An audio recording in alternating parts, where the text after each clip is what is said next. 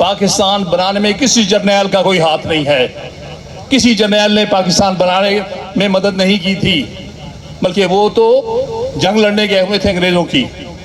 ये हमारे वकील भाई थे, ये हमारा कायद-ए-आज़म मोहम्मद अली जिन्ना था, और उसके रुफ़क़ाए कार थे, वो भी वकील थे, जैसे लियाकत अली खान, जैसे सोहरवर्दी, जैसे चुंदरीकर। ये सारे वो लोग थे जो वकला में से थे, जिन्होंने स्टैंड लिया, जिनकी वजह से पाकिस्तान मार्ज़े वजूद में आया। जर्नैलों, तुम्हारी वजह से नहीं आया। और दूसरी बात, आप थ्रू आउट इंजीनियरिंग करते रहे, पॉलिटिकल इंजीनियरिंग अपनी मर्जी की। 1970 में जब एक आज़ाद इलेक्शन हुआ, तो फिर जब तुमने पॉलिटिकल इंजीनियरिंग की कोशिश की, तो उसके नतीजे में बदकिस्मती से हमारा मुल्क दो लख्त हो गया। इन्होंने आइन के, डेमोक्रेसी के असूलों पर चलते हुए उस पार्टी को इक़्तिदार नहीं दिया जिसने कि फ्री एंड फेयर इलेक्शन जीता था, बल्कि याह्या खान जैसे गद्दार ने मुल्क तोड़ना कबूल किया, लेकिन मुल्क में वोट की इज्जत नहीं की और नुमाइंदों को उसका इक़्तिदार नहीं दिया गया। और जो कुछ हुआ वो हमारे लिए आज काबिल शर्म है। लेकिन अफसोस की बात है, कौमें तजर्बात से सीखती हैं। यहाँ क्या हुआ, हमारे जर्नैलों ने ये समझा कि 1971 में मुल्क दो लख्त हुआ है। हमारी गलती ये थी कि हमने आज़ाद इलेक्शन करा दिया, हमने फेयर इलेक्शन करा दिया और लोगों ने अपनी मर्जी की वोट डाल दिए। ये हमारी गलती थी। ये नहीं समझे कि हमने इक़्तिदार नहीं दिया अपने नुमाइंदगान को। इन्होंने अपनी मर्जी से इसकी इंटरप्रिटेशन कही और फैसला किया कि आज के बाद हम कभी मुल्क में आज़ाद इलेक्शन और फ्री एंड फेयर इलेक्शन नहीं होने देंगे। तो ये हमारे पिछले 55 साल से 53 साल से चल रहा है। हर इलेक्शन मुतराज़ा हुआ है, 77 का है, 88 का है, 90 का है, जो उठा के देख लें। लेकिन सबसे बड़ी पॉलिटिकल इंजीनियरिंग जो हुई है वो 8 फरवरी 2024 को हुई है, जहां सैकड़ों जीते हुए नुमाइंदगान को रात के अंधेरे में हराया गया और हारे हुए नुमाइंदगान को जिता दिया, हारे हुए कैंडिडेट्स को जिता दिया गया और एक जाली हुकूमत फॉर्म 47 पर खड़ी कर दी गई। अब वो अपने तौर पे सोच नहीं सकते, वो तो ताबे हैं जर्नैलों के, उनसे क्या हुक्म आता है। आप सोचें, कभी आईनी तरमीम रात के अंधेरे में आती है? आपने बिल्कुल सही कहा। हमारे लीडर जुल्फ़िकार अली भुट्टो साहब ने पूरे 1 साल की काविश के बाद 1973 का आइन बनाया था और उसमें चाहते तो 2/3 मेजॉरिटी से पास कर सकते थे, लेकिन उन्होंने हर बड़ी सियासी जमात को अपने साथ मिलाया और उनकी मर्जी शामिल हुई, तो ये 73 का आइन बना। दूसरा, मैं कॉम्प्लीमेंट देना चाहता हूँ बासी साहब, रज़ा रब्बानी की लीडरशिप को। जब 18वीं तरमीम का मामला, उस वक्त भी पीपल्स पार्टी की हुकूमत थी और मुझे खुशी है कि 18वीं तरमीम अच्छी तरमीम थी। उसको हेड किया रज़ा रब्बानी ने और मुसलसल 6 महीने एक कमेटी बनाई गई 27 मेंबरान की, जिनमें सारी सियासी जमातें शामिल थी, बड़ी से छोटी सियासी जमात शामिल थी। उन सब के मशवरे और उनको इकट्ठा करने के बाद आईनी तरमीम आई।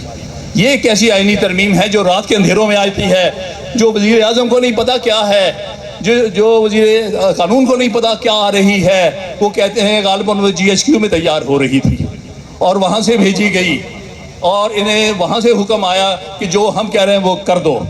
तो मैं ये कहूँगा, ये आईनी तरमीम नहीं, ये जुडिशल इंजीनियरिंग की आगाज़ है इस मुल्क में।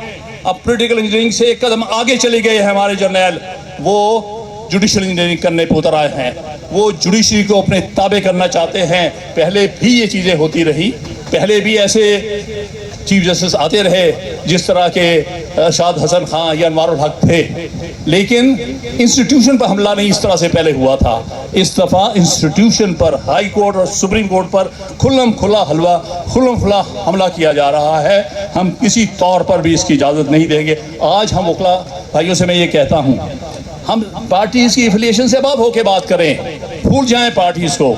हम आइन के मुहाफिज हम हैं, आइन के सिपाही हम हैं, अदलिया की आज़ादी के हम गारंटर्स हैं। लिहाजा हमें किसी किस्म की भी पार्टी की डायरेक्शन इस सिलसिले में नहीं लेनी। हम सब ने बतौर वकील के, आइन के सिपाही के तौर पे काम करना है।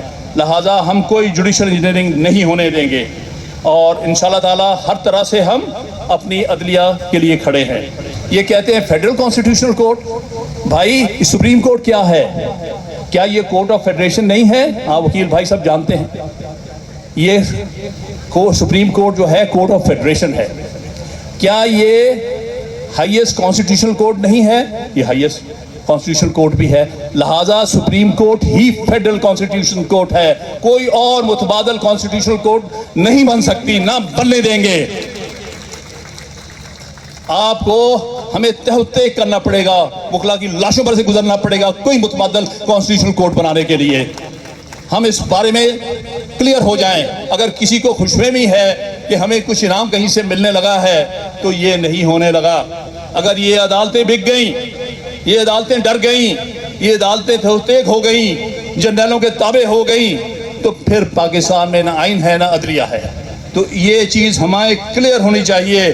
जो लोग, और मुझे फख्र है बहुत से वकला ने बड़े अच्छे आर्टिकल्स लिखे हैं जिसमें उन्होंने बताया है कि किसी कॉन्स्टिट्यूशनल कोर्ट की ज़रूरत नहीं है, कोई मुतबादल अदलिया की ज़रूरत नहीं है, कोई मुतनाज़ अदलिया की ज़रूरत नहीं है। मैं इस सिलसिले में आप सबसे अपील करूँगा कि 30 सितंबर का आर्टिकल जो कि द न्यूज़ में छपा है सलाहुद्दीन अहमद ने, ex president Sindh high court bar association, वो आप ज़रूर पढ़िएगा। उसमें उन्हें जूरिस्प्रूडेंशियली साबित किया है कि सेपरेट कॉन्स्टिट्यूशनल कोर्ट्स किन ममालिक में होती हैं। कोई ऐसे मुल्क में जिसमें इंटेग्रेटेड निज़ाम है, यूनिफाइड निज़ाम है, जिस तरह पाकिस्तान में है, इंडिया में है, बांग्लादेश में है, ऑस्ट्रेलिया में है, कनाडा में है, वहाँ कोई सेपरेट कॉन्स्टिट्यूशनल कोर्ट नहीं होती। वहाँ की सुप्रीम कोर्ट ही फेडरल कॉन्स्टिट्यूशनल कोर्ट होती है। लिहाजा जिन ममालिक में सेपरेट कॉन्स्टिट्यूशनल कोर्ट होती है वहाँ यूनिफाइड कोर्ट सिस्टम नहीं होता, वहाँ पर डिवाइडेड और पैरेलल कोर्ट सिस्टम्स होते हैं। ये सिविल का, ये क्रिमिनल का, ये एडमिनिस्ट्रेटिव का, ये लेबर का, ये सोशल का, ये कुछ अच्छे निज़ाम होते हैं। जैसे जर्मनी में है, जैसे फ्रांस में है, वहाँ पर एक सेपरेट कॉन्स्टिट्यूशनल कोर्ट बनाई जाती है। ये लोग किसको बता रहे हैं कि कॉन्स्टिट्यूशनल कोर्ट बनेगी जहाँ ऑलरेडी फेडरल कॉन्स्टिट्यूशनल कोर्ट मौजूद है। लिहाजा ये बात मैं फिर कहूँगा, इसको आप अच्छी तरह स्टडी कर लें। कई लोग मिसलीड करने की कोशिश कर रहे हैं, कह के जी कॉन्स्टिट्यूशनल कोर्ट की बड़ी ज़रूरत है। एक चंद मुख्तदर लोग समझते हैं कि इस्लामाबाद हमारी जेब में है, जब चाहे जो चाहे गवा ले। हमारे इस्लामाबाद और रावलपिंडी के वकला ने साबित किया है कि वो हमेशा हर तहरीक में जो आगे आगे होते रहे, हरावल दस्ता होते रहे। मुझे अच्छी तरह याद है कि 2007 की तहरीक का इब्तिदा हमने high court bar association Rawalpindi से किया था, और उसके बाद वो मिल्क कीर एक तहरीक बनी जिसके नतीजे में अदलिया को बड़ी हद तक आज़ाद कराया गया। इससे कबल भी 2002 और 2003 में भी एक LFO के खिलाफ हमारी तहरीक थी। उस वक्त मैं सुप्रीम कोर्ट बार एसोसिएशन का सदर था और इस्लामाबाद पिंडी के वकला ने पूरा साथ दिया था हमारा।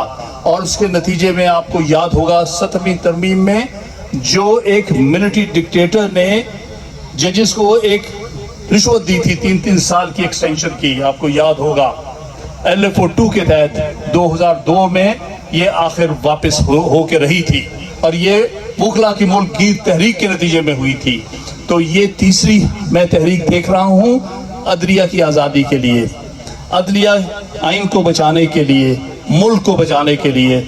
मुझे इस तरह अवासी साहब, कई लोगों ने पूछा कि सुना है वकील आपस में तकसीम है। मैंने उनको कहा कि ये बिल्कुल गलत है।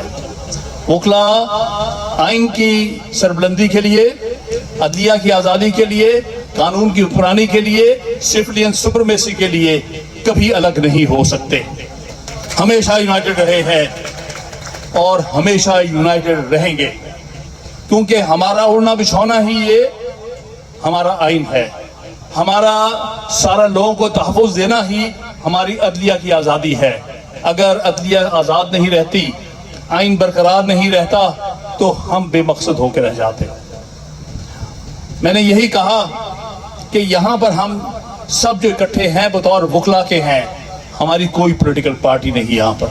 यहाँ एक ही पॉलिटिकल पार्टी है हमारी, वो ये हमारा काला कोट। हर तहरीक में हमारी एक ही पार्टी होती है, वो काला कोट, जो आइन का तहफ़्फ़ुज़ करता है, जो आइन के लिए हर किस्म की कुर्बानी देता है, जो आइन के साथ खड़ा रहता है, जो अदलिया को आज़ाद कराने की पूरी कोशिश करता है। ये अलग बात है कि हमारी अदलिया आज़ाद होने की बजाय बाज़ मुख्तलिफ़ ताकतों के नीचे लग जाती है, लेकिन हम किसी फर्द के लिए नहीं, हम अदारे के लिए लड़ते हैं, हम अदारे के साथ खड़े हैं।